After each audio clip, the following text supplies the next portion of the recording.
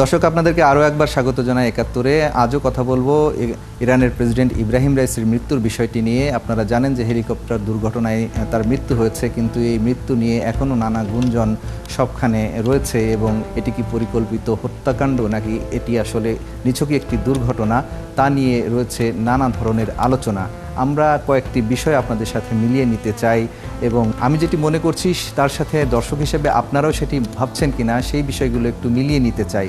বিশেষ করে আমরা প্রথমে যেতে চাই বেল 121 যে সিরিজের হেলিকপ্টারটিতে তিনি ভ্রমণ করেছিলেন সেই বিষয়টি নিয়ে একটু বিস্তারিত আলোচনা করতে চাই। আপনারা জানেন যে বেল 121 এটি যুক্তরাষ্ট্রের তৈরি এবং এটি 1994 সালে যুক্তরাষ্ট্র তৈরি করেছিলেন এবং তারপর থেকে এটি ইরানে ব্যবহার হচ্ছে। এবং আপনারা খেয়াল করবেন যে এই বেল 121 সিরিজের হেলিকপ্টারটিতে মাত্র 2টি ডানা রয়েছে। এখন এখানেই আসলে প্রশ্নের বিষয়, 2টি ডানার বিষয়টি আসলে কেন আসলো।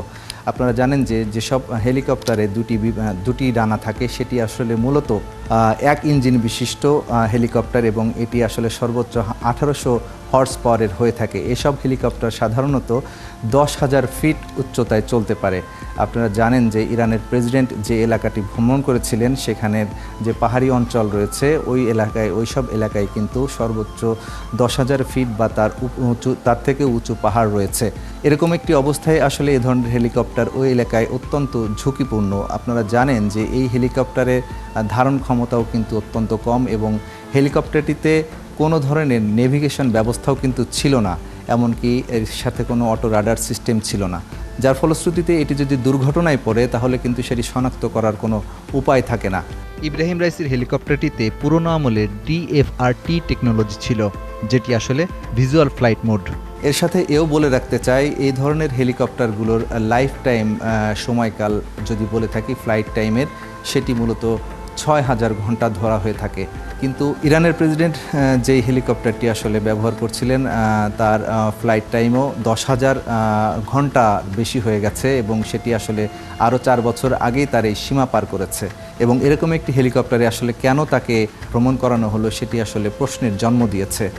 এখন বলতে পারেন যে ইরান আসলে তার তো তথ্য প্রযুক্তি বিশেষ করে হেলিকপ্টার তার নিষেধাজ্ঞা থাকার কারণে তারা এই ধরনের যন্ত্রাংশ কিনতে পারে না, যার ফলশ্রুতিতে তারা এই খাতে উন্নয়ন করতে পারেনি। এটি কিন্তু আসলে ঠিক নয়।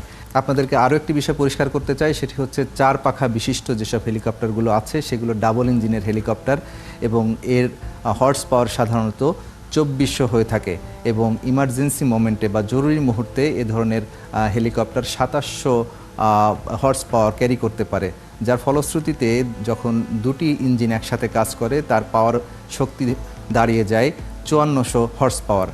এর ফলে এই সব হেলিকপ্টারগুলো যে কোনো জরুরি মুহূর্তে যে কোনো স্থানে সহজভাবেই ল্যান্ডিং করতে পারে এবং এটি সর্বোচ্চ 20,000 ফুট উচ্চতায় চলতে পারে, যার ফলশ্রুতিতে কিন্তু দুর্গম এলাকায় এ ধরনের হেলিকপ্টারের ব্যবহার বেশি হয়ে থাকে।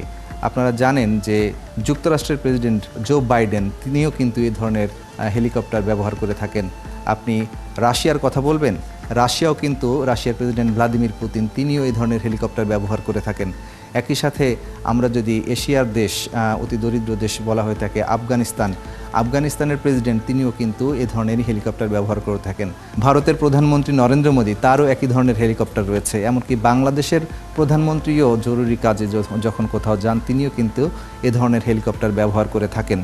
রাশিয়ার এই হেলিকপ্টারটিতে auto navigation system, internal radar, GPRS system সহ নাইট ভিশন মোড থেকে শুরু করে আধুনিক প্রযুক্তির সব ধরনের সুযোগ সুবিধাই রয়েছে। একই সাথে কিন্তু পাইলট জরুরি মুহূর্তে চাইলে এই হেলিকপ্টারটি থেকে মিসাইলও নিক্ষেপ করতে পারে। এখন আসি বেল 121-এর যে জিপিআরএস সিস্টেম নেই, নেভিগেশন সিস্টেম নেই এবং অটো পাইলট মোড নেই, তারপরেও কেন আসলে ইরানের প্রেসিডেন্টকে এ ধরনের হেলিকপ্টারে চড়ানো হলো সেটি কিন্তু একটি প্রশ্নের জন্ম দিয়েছে। তাহলে কি ইরানের হাতে এ ধরনের অত্যাধুনিক প্রযুক্তি সম্পন্ন হেলিকপ্টার নেই? এমন প্রশ্ন কি আপনাদের মনে আসছে না?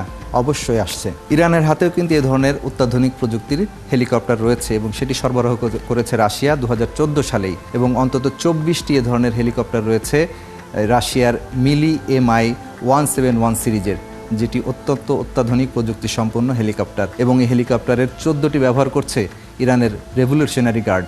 এমনকি ইরানের নৌবাহিনীর হাতেও এ ধরনের অন্তত 5টি হেলিকপ্টার রয়েছে। এছাড়া ইরানের পুলিশের হাতে রয়েছে 3 থেকে 4টি হেলিকপ্টার।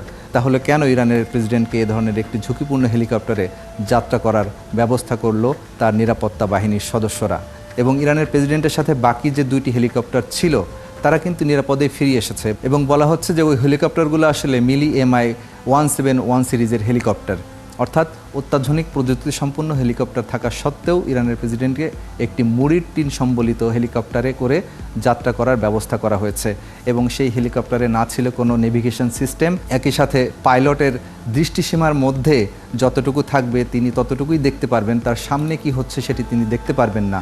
অর্থাৎ পাহাড়ের উচ্চতায় এটি যেহেতু 10,000 ফিটের উপরে বেশি উঠতে পারে না, তার ফলশ্রুতিতে পাইলট যখন তার সামনে দৃষ্টিসীমার মধ্যে যতটুকু আসবে এর বাইরে কিন্তু তিনি আসলে দেখতে পাবেন না। অর্থাৎ এটি পাহাড়ে আঘাতপ্রাপ্ত হয়েছে নাকি অন্য কোনোভাবে বিধ্বস্ত হয়েছে সেটি এখনও কিন্তু পরিষ্কার নয়।